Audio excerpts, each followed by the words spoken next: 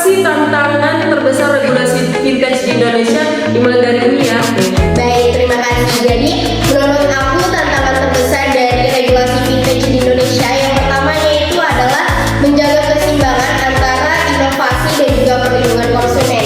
Di mana teman-teman regulasi itu tidak diperbolehkan untuk terlalu ketat karena apa? Karena dapat mematikan inovasi.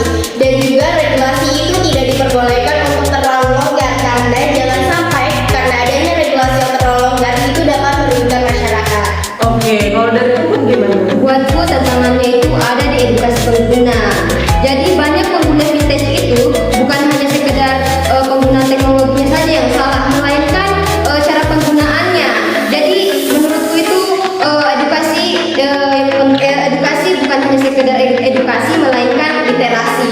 Oke, nah setuju banget ya teman-teman. Oke, sekarang ini pertanyaan terakhir. Nah, kira-kira apa sih harapan kalian untuk masa depan fintech di Indonesia?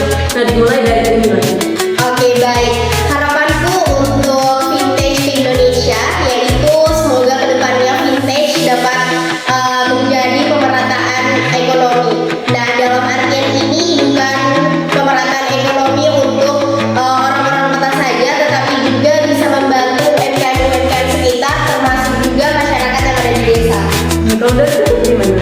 Kalau aku berharap regulasi itu harus tetap adaptif, jangan kaku, harus tetap mengikuti inovasi yang sekarang seperti blockchain, AI finansial, asisten. Oke, nah keren banget ya teman-teman. Oke, jadi kesimpulannya Indonesia ini sudah cukup maju dalam regulasi